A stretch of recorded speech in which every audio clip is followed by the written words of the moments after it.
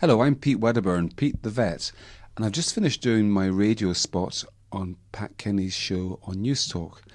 Now, there's always a bunch of questions that I don't get a chance to answer on air, so we've got into the habit of doing a 10 to 15 minute Facebook Live video, which gives us a chance to answer some of the questions that we didn't get to. So that's what I'm doing now, and if you've got more questions about your pets, please write them into the comments section, and I will try to get to them as well. So stay with us and we'll rattle on with these. Okay, so the first one comes in from Valerie. So my dog sheds practically all year round, a bit more at the moment coming into summer. I was wondering, should I take him to the vet? And he's a lab cross with a staff. Well, if shedding is the only problem, I'm not sure that the vet's going to help you very much. It's important to go to the vet if a dog is itching or if a dog has specific bald areas on them. But excess shedding is generally something which dogs just do rather than being caused by an illness. So traditionally, dogs would have had 2 molts a year, springtime and autumn time, and the rest of the year the coat would be fairly intact. But I think it's partly to do with the fact that dogs live indoors, and so it's bright all day long till late at night because of artificial lighting, and as well as that, they're kept at an environmental temperature which is warmer than it would be normally. So for that reason, a lot of dogs seem to have lost this seasonal molt, and they molt all year round. Now, what can you do about it? Well, the first thing you can do is make sure that the dog's diet has plenty of essential fatty acids. That means omega-6 and omega-3. And if your dog doesn't have a lovely, shiny, glossy coat, then that would suggest maybe there aren't enough, and you should then get a supplement, and your vet will be able to provide you with a really good daily supplement to give your dog in the diet, which will help that aspect of things. That's the first thing to look at. The second thing is grooming, and brushing your dog is the only way you're going to remove the fur.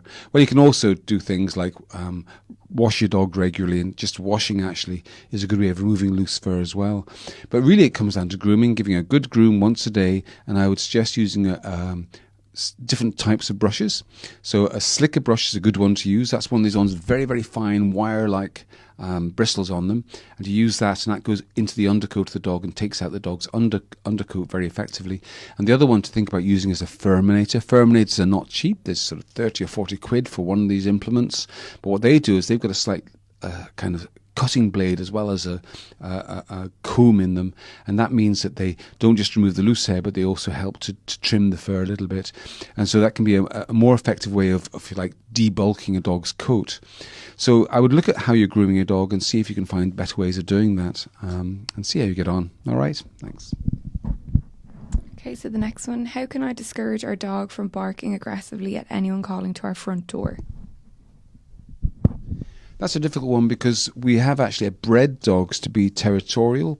We like them to bark at strangers because it's a way of protecting our homes, and it's not dogs' fault that they're like that. That's how we wanted them to be for hundreds of years. So how do you undo that? It is difficult. The most practical level, I think, it can be trying to insulate your dog from stimulation like that.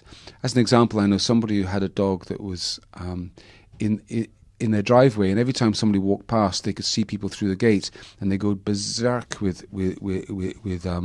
aggression towards the person, even though they couldn't get at them. They were barking and jumping up and down. And what that person did, very simply, is they put up a screen along the gate. So they put up a type of plyboard that the dog couldn't see through, and that solved the problem altogether.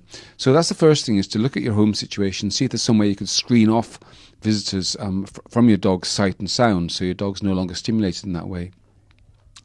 Other than that, really it's about training your dog, trying to train your dog to be calm, and that's a difficult thing to do.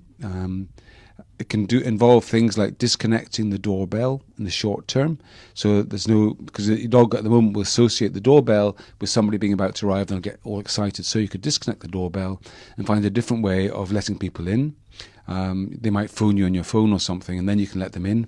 And then when you know somebody's coming in, you would set up an exercise whereby you would be with your dog, you tell them to sit and stay, and you'd have them eyeballing you while they're sitting and staying.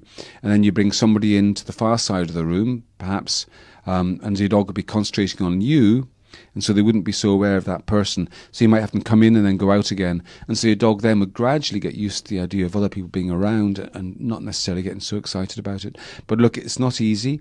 And this is like with nearly all behavioural issues, I would say the best thing you can do is to engage with a really good dog behaviourist or dog trainer, somebody who knows about dog behaviour and who understands. Because it's very difficult as, if you're like a general pet owner, when you have really not very much experience at all of dog behaviour, it's very easy to accidentally give your dog the wrong cues and end up not really helping the situation very much at all. It's a bit of a challenge.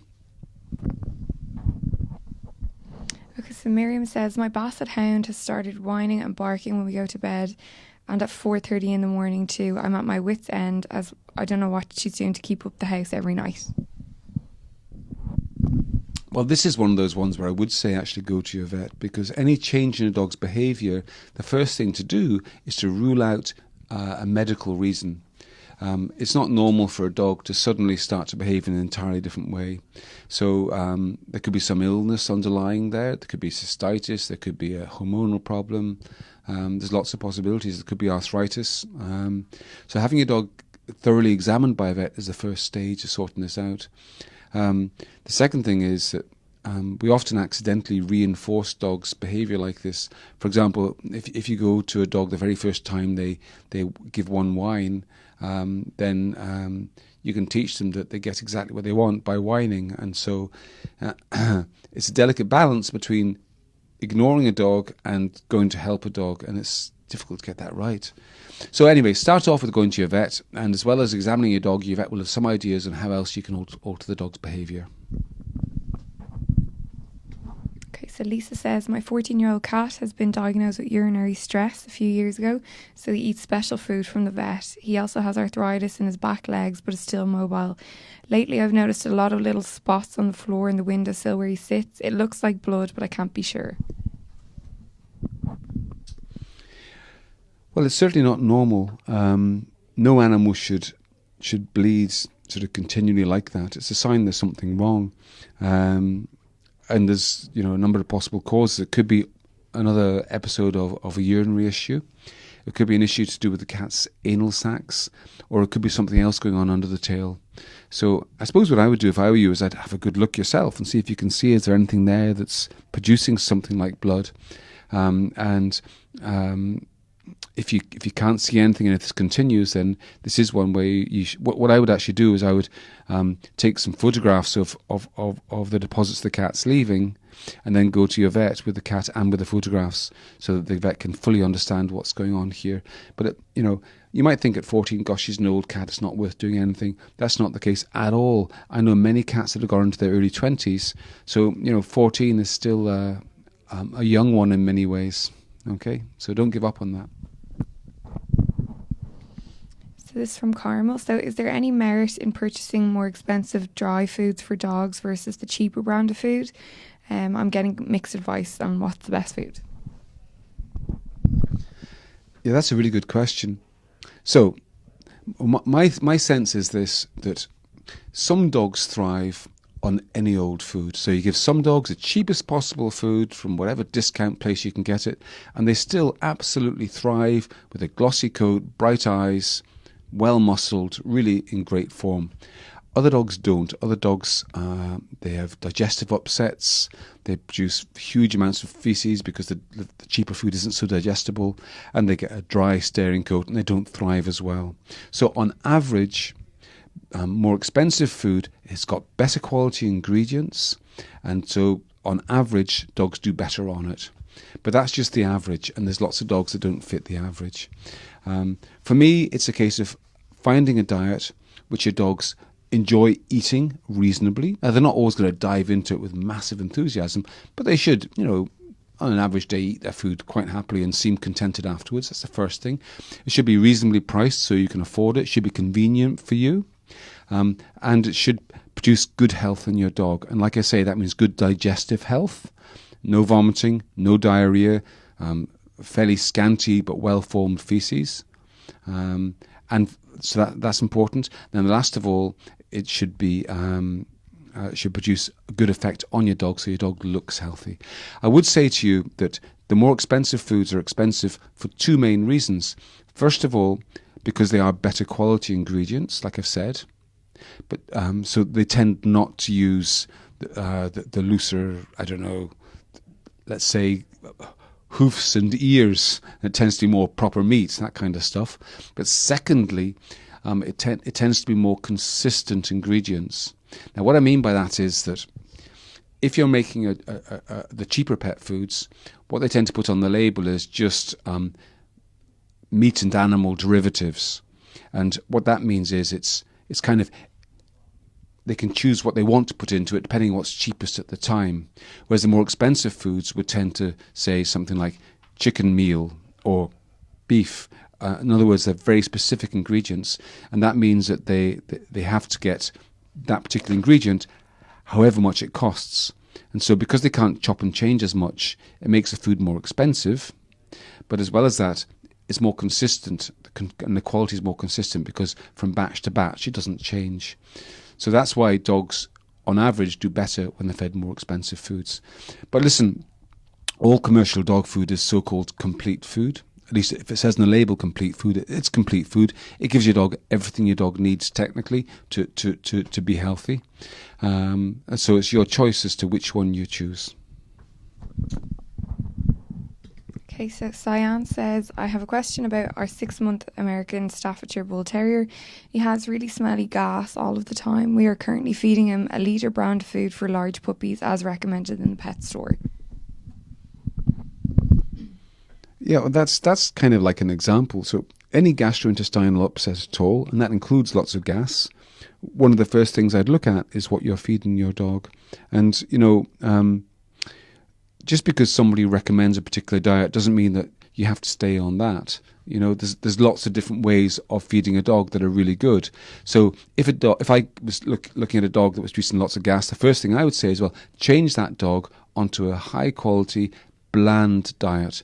And if you go to any pet shop or vet, you'll find they have a range of so-called bland diets. Sometimes they're called gastrointestinal, sometimes they're called hypoallergenic, but they basically include ingredients that are particularly highly digestible, so they don't produce so many toxins or acids or gases as they digest, and so they're less likely to lead to a dog having gassy problems like you're describing. So what I would generally do is change a dog onto that type of diet, at least for a few weeks, make sure that they're settled on that, and after that then you can try change them back onto some other sort of diet again. But as far as I'm concerned, there aren't many absolute hard and fast rules about dog diets.